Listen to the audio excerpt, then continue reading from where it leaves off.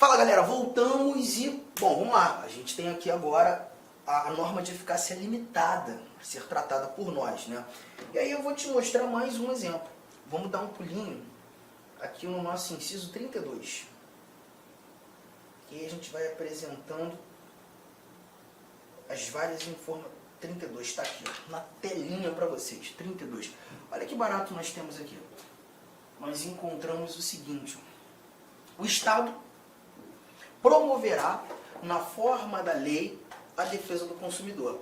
Então perceba que aqui nós temos mais uma vez o na forma da lei. Só que a interpretação ela vai ser diferente, porque você encontra o seguinte: ó, o Estado promoverá, na forma da lei, a defesa do consumidor. Primeiro ponto, o nosso Constituinte garantiu a defesa do consumidor como um direito fundamental. Aqui nós temos a defesa do consumidor como um direito fundamental. Isso aqui já está tranquilo, legal? Todavia, a gente verifica que a defesa do consumidor, ela não foi, as regras de defesa do consumidor, elas não foram estatuídas na Constituição. Elas não foram definidas no texto constitucional. Elas devem ser definidas numa lei. Acho que a conjugação do verbo até ajuda, né? O Estado promoverá, na forma da lei, a defesa do consumidor. Vamos lá, vamos matar aqui alguns valores. Preste atenção. Nós temos a Constituição nascendo em 1988. Então, em 1988, a gente ainda não tinha uma lei definindo as regras de defesa do consumidor. Aí, em 88, nasce a Constituição exigindo essa lei, exigindo que o Estado promovesse, na forma da lei, a defesa do consumidor. O Código de Defesa do Consumidor, conhecido Código de Defesa do Consumidor, ele nasce em 1990, que é a Lei 8.078. Aquela lei, a Lei 8.078. Então, o legislador, ele obedeceu essa ordem constitucional, já que a Constituição exigiu que o Estado promovesse, na forma da lei, a defesa do consumidor, o legislador foi lá e criou a lei, obedecendo essa determinação constitucional. Nessa linha de raciocínio, a gente verifica que a norma constitucional ela só trouxe a defesa do consumidor como direito, mas não falou mais nada sobre. Houve a exigência de uma complementação. O que isso nos reporta? Temos a defesa do consumidor, deixa eu colocar aqui, defesa do consumidor, inciso 32 da nossa Constituição, como um direito fundamental, está lá na norma. Só que essa norma constitucional ela precisa de um complemento. E esse complemento decorre do nascimento de uma lei. Tudo bem? Sem essa lei, eu ainda não tenho as regras de defesa do consumidor. Eu não tenho nada. Eu só tenho um direito apresentado, mas sem suas regras. Não sei como exercer a defesa do consumidor. Para que esse exercício se mostre, a gente tem necessidade da lei. Então a lei aparece aqui para tornar exercitável a defesa do consumidor. Sem a lei eu não tenho nada. Eu só tenho um direito previsto, mas sem aplicabilidade. A lei agora ela não nasce para restringir o direito, ela não nasce para diminuir o direito, ela nasce para concretizar o direito. Há exigência da criação da lei. Você percebeu a diferença? Então aqui você já não mais fala de norma de eficácia plena, você já não mais fala de norma de eficácia contida, mas você traz a chamada norma de eficácia limitada. A norma de eficácia limitada, nesse instante, ela aparece justamente para garantir que um direito seja efetivamente exercitável pelo complemento legal. Então, peraí, vamos lá. A norma nitidamente não é completa. A norma constitucional nitidamente não é completa. Então, eu boto essa norma, tem o sentido, mais uma vez, não integral. Estamos juntos? Não integral. Só que, nesse caso, a aplicabilidade não é imediata. A aplicabilidade se mostra mediata, dependente de complementação dependente de complementação legal. Então, eu só vou ter efetividade na norma a partir do momento que surgir a complementação. E é essa complementação que vai fazer com que o exercício, com que a proteção, com que aquele direito seja genuinamente exercido por mim e por você. Para alguns doutrinadores, lembra, Maria Helena Diniz, né? Ela traz outros nomes e ela diz que essa norma é uma norma de eficácia relativa, de novo traz como relativa, mas diz ser dependente de complementação.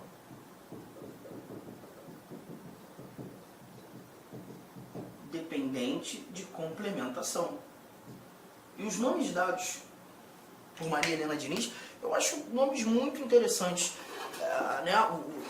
Como ela reporta esse tipo de norma. É relativa? Sim, porque você vai ter necessidade de um complemento. E essa relativização, ela surge justamente para uma complementação daquilo que fora iniciado pelo constituinte. Tudo bem? Tranquilo? Arthur, legal. Estou anotando. Já dei aqui o pause, já anotei. Você tem mais exemplos? Temos, e é importante trazer exemplos. E aí a gente vai conhecendo o texto constitucional. Olha aqui o que a gente encontra nesse nosso primeiro inciso desse slide.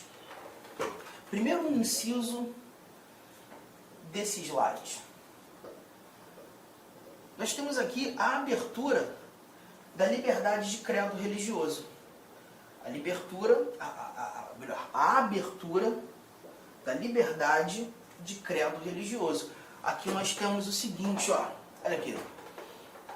É inviolável a liberdade de consciência e de crença, sendo assegurado o livre exercício dos cultos religiosos e garantida, na forma da lei, a proteção aos locais de culto e suas liturgias. Então a gente verifica que é garantida na forma da lei a proteção aos locais de culto e suas liturgias. Aqui, então, eu tenho a necessidade da lei para proteger os locais de culto. A necessidade da lei para proteger as liturgias. Há uma exigência da criação de lei. Aqui a gente não está verificando uma lei para diminuir a proteção. A gente não está verificando nascer lei para restringir a proteção. Não, não. A gente está verificando a necessidade da lei para proteger. Para proteger.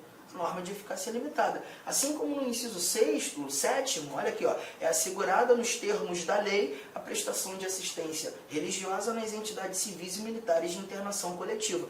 Esse inciso é legal porque quando a gente fala de prestação de assistência religiosa, por exemplo, nas entidades civis, a gente verifica religiosos que vão a hospitais, por exemplo, né, para levar a assistência religiosa.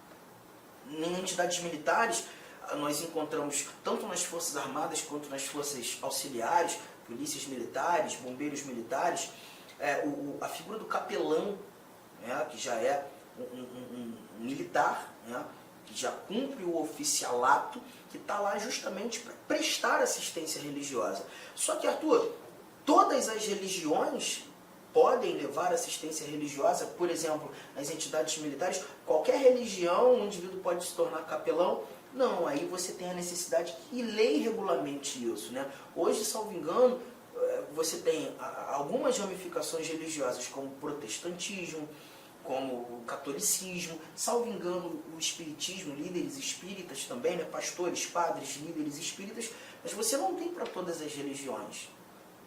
Você não tem para todas as religiões. Então, essa prestação de assistência religiosa em entidades militares precisa ser regulamentada em lei. E quando do regulamento em lei, nós teremos a oportunidade que essa prestação de assistência religiosa seja garantida. E aí a gente chega a um ponto. Você está percebendo que o exercício do seu direito, nesse contexto, ele depende de uma complementação legal. E aí, muitas vezes, em sala de aula, quando o aluno está viajando comigo, imbuído comigo nessa interpretação, ele pensa assim, caramba, mas isso é muito confuso, né? Porque perceba, aí eu tenho um direito, o Constituinte me deu o direito, está lá escrito na Constituição, só que em alguns casos, para eu exercer esse direito que o Constituinte me deu, eu tenho que aguardar a regulamentação. Esse direito precisa ser regulamentado. Arthur, a minha preocupação é a seguinte, E se o legislador não regulamentar? Se o legislador não criar a lei que o Constituinte exigiu nascer para que o direito seja efetivamente exercido por mim? Eu fico no prejuízo? Num primeiro momento a gente pensa em prejuízo, sem dúvida alguma. Num primeiro momento a gente verifica um prejuízo, porque você tem um direito que você não pode exercer, porque o legislador não fez a parte dele. E aí esse prejuízo deve ser entendido como uma violação ao direito. O poder público está violando o teu direito, não por uma ação, mas por uma omissão. E é por isso que quando a gente estuda direitos e deveres individuais e coletivos, esse nosso artigo 5º, quando a gente chega lá no finalzinho do artigo 5º, nós encontramos uma sequência de incisos que apresenta para a gente os chamados remédios constitucionais. O Constituinte sabia que no dia a dia, no cotidiano, esses nossos direitos poderiam sofrer restrições arbitrárias, poderiam sofrer violações, arbitrariedades, ilegalidades.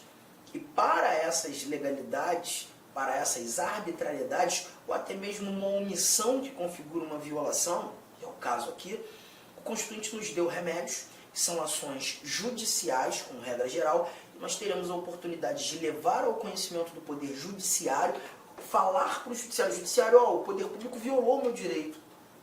O Judiciário é que o Poder Público atingiu o meu direito. O Poder Público não fez aquilo que deveria fazer e isso me gera um prejuízo. E o Judiciário vai ser competente para resolver o problema.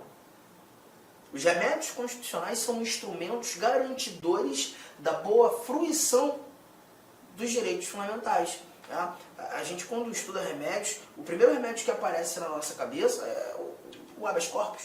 Né? Todo mundo conhece o habeas corpus. O habeas corpus é o mais comentado na televisão. Né? O habeas corpus ele só protege a liberdade de locomoção. Então, quando o poder público viola a liberdade de locomoção de alguém, prende Olá, meus alguém... amigos! Inicialmente eu peço licença a vocês, pois essa aula é uma aula demonstrativa aqui do nosso querido site LAC Concursos, que nós fizemos um curso focado específico da Guarda Civil Municipal de Sorocaba. Curso este completo, ponto a ponto do edital, super atualizado. Tenho certeza que aqui tem todo o conteúdo necessário e suficiente para que você faça uma excelente prova nesse concurso. Professor, o investimento, cara, super promoção, apenas R$ 119,90, você vai ter acesso a todo esse conteúdo, o restante dessa videoaula, você vai ter o PDF, cara, você vai ter muito mais. Cara, e outra coisa, no site, eu peço que você estude via menu Personal Coach. O que é isso? É a nossa metodologia vitoriosa.